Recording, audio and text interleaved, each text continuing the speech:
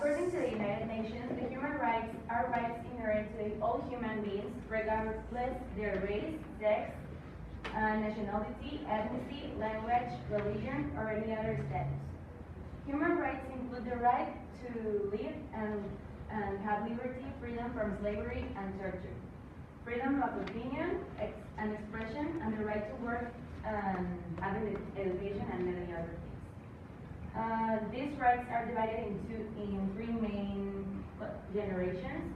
The principle of universality, which means that it's applied to everyone no matter what, no matter where they live. The principle of indivisibility, which means that it cannot be taken from you. And the principle of progress, which means that not the government can tell you that you cannot have it or eliminate it or any other thing. That they have to continue developing. And the institution here in Mexico that is responsible for human rights defense mostly is CNDH, which stands for Comisión Nacional de los Derechos Humanos. The problem we're going to talk about is the insecurity and violence among students in Mexico. Well, we chose this because we think that this problem is, here in Mexico, we don't give the importance that it should have this problem. Well, when someone asks you like, what are the main problems in Mexico, the first thing that we think is about the economical and political problems such as being the president, the gas going up, the peso going down, etc. But we never talk about problems like this, social problems that we live day by day. Also, well, this is a problem that we don't talk about, and we want to make conscious about this problem because it has helped change our life. Like, for example, 30 years ago, our parents didn't have to go through the same situation because the violence and insecurity wasn't that hard as it is now. And also, we chose this because we felt empathy for this problem because it is not only the Ayotzinapa students that go through this, but also it has happened many other situations like this that they're not on the news and people don't talk about, and we hide them. So we want to make conscious because it could have been us.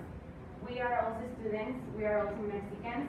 We live also in the same risk of danger, so it could have been us.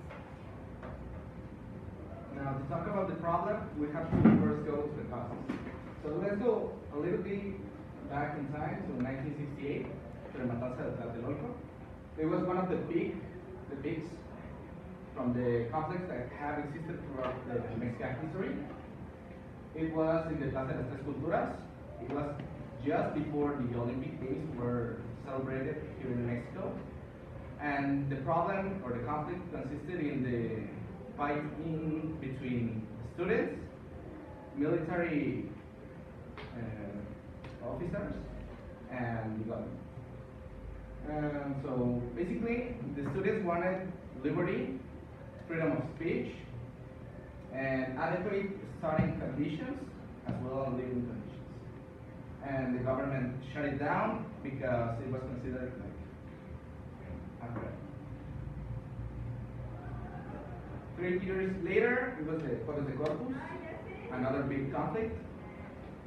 It was caused by a manifestation by the students who wanted the government to respond for the massacre de Tlatelolco 3 years before. They manifested and the government deployed police officers and military forces in order to stop the riots. So again, here we have an intervention of the government trying to shut down human rights that were being, again, or demanded by students. Finally, we get to the conflict, which was the massacre of Iguala. We can say that there were several causes, like, for example, the Reforma Educativa, which planned to shut down all normalist schools, including the Ayotzinapa normal school. There were constant violent acts, like in 1911, it was the conflict of Ayotzinapa. It's not that renowned, but it was important for this conflict. Also the authoritarianism here in Mexico, and the large presence of criminal groups in the state of Guerrero. Now to talk about consequences, as Jonathan said earlier, well, Mexico has had a history of violence against students and passive manifestations. So to talk about the consequences of the movement of the 68, it was mostly the trauma of the Tlatelolco massacre and how the experience was processed by the students that survived the attempt and the killing. Also the damage of idea, voice, attitude, and expressions of those generations and the ones that came after them.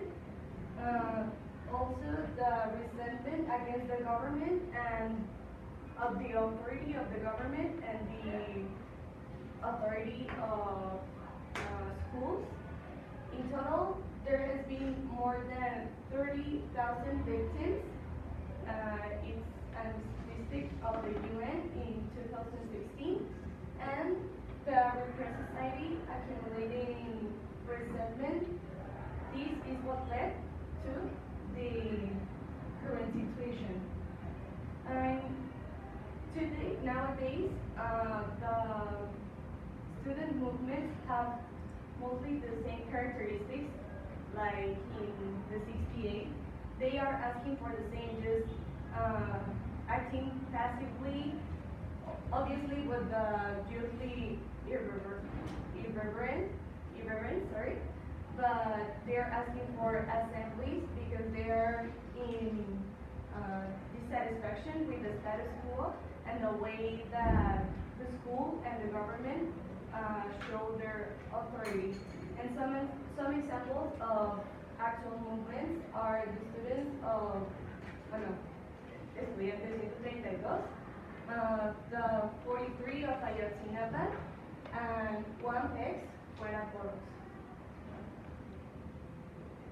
Okay, so a very small amount of NGOs and institutions have felt these conflicts in the history of Mexico, and all of them have been foreign.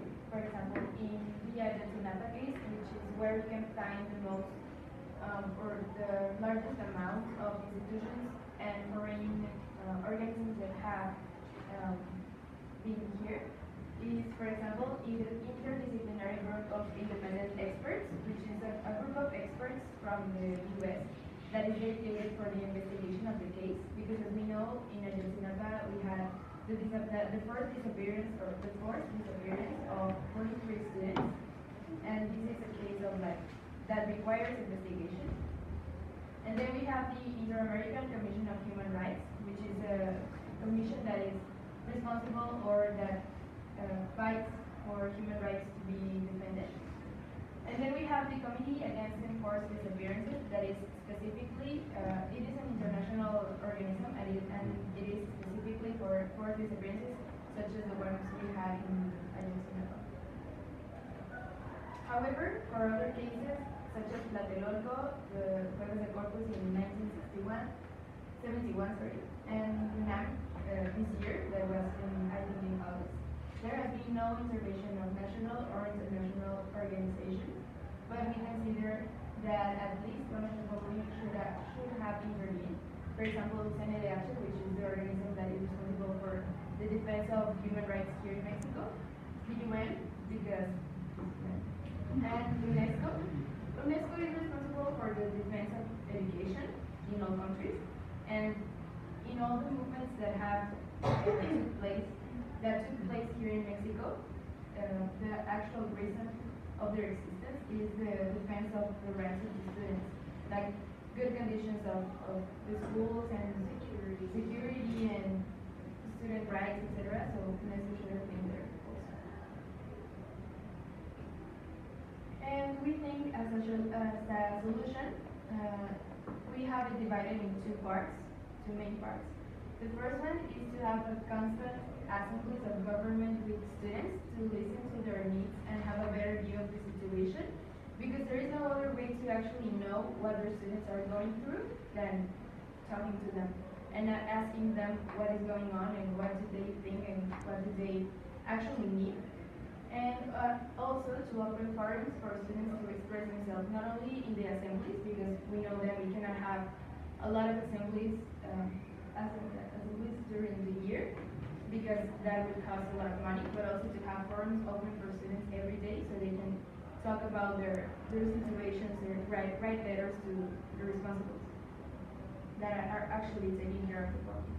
And the second part would be, it is actually a little bit more complex because it requires a small change in the system. To create an institution that supervises that the government attends students' conflicts and manages the budget in a great way. Because one of the things that has boosted this movement is the mismanagement of the budget, of government budget in education. And also to help to implement and share dialogue culture amongst citizens in general. Because we are not educated to talk about our situations and to express peacefully our nonconformity. So that could also be a way to help to solve this problem. Therefore, the solution has to be part from the students and part from the government working together to get what everyone is looking for. If you want to change, you gotta be part of the change. We have to work. So, do you have any questions or comments?